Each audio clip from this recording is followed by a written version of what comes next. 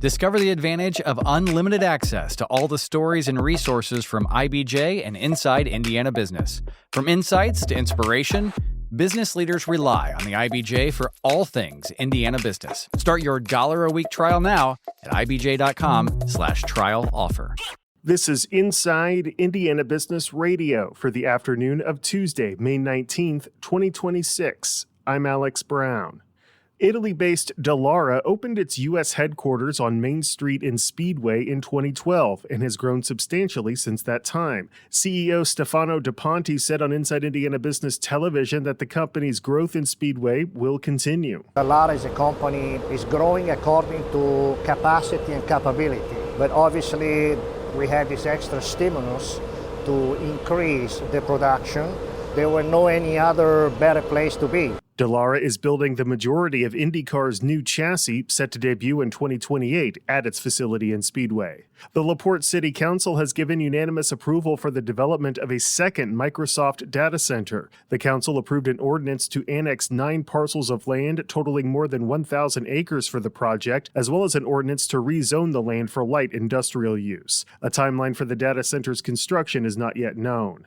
A deteriorating motel in Petersburg that has been unused for more than 15 years has received a nearly $230,000 state grant toward its redevelopment. Guest house, motel, and coin laundry owner Braden Henson plans a total investment of more than $1.1 million to renovate the 20-unit motel and adjacent laundry by the end of this year, according to the Pike County Economic Development Corporation. From the number one source for Indiana business news, this is Inside Indiana Business Radio. Southwest Indiana is essential to elevating Indiana's future. Explore how IBJ Media, Inside Indiana Business, and the state of Indiana are bringing a bold vision for regional growth at Innovate Southwest Indiana, presented by CareSource, Indiana University, and Old National Bank. Join Governor Mike Braun and business and community leaders in Evansville for a conversation on growth, workforce development, and innovation. We'll be at Ridgeway University Center June 9th. RSVP now at ibj.com/innovate. U.S. Department of Agriculture Deputy Secretary Stephen Vaden was in Indianapolis last week scouting potential locations for the agency's regional hub in the city. He spoke with Agrinovus Indiana about the search as the agency looks to relocate its headquarters for the Supplemental Nutrition Assistance Program, or SNAP, to Indy. We've seen office space downtown. We've seen office space just a little ways away from it. We've talked about space that might be available at Purdue University.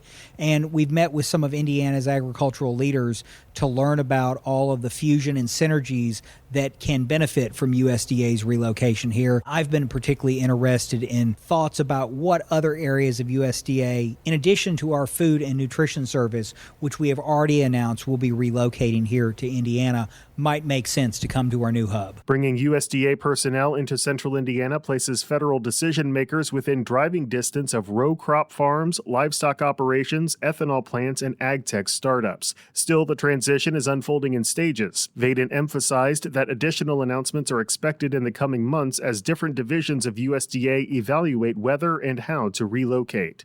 Indiana's biosciences ecosystem now has a name, BioHeartland. The CEOs of Indiana Corporate Partnership and its branded initiatives, BioCrossroads and Agrinovus Indiana, along with the Central Indiana Regional Development Authority, made the announcement this morning. CICP CEO Melina Kennedy said the name BioHeartland was selected to create, quote, an identity for this region where bioscience innovation is invented, made, and moved across human, animal, and plant health, end quote. Purdue University's Mung Chang's decision to leave the school for the same position at Northwestern University isn't much of a surprise to higher education experts, even as the Indiana University continues to build its resume as a top-tier research institution.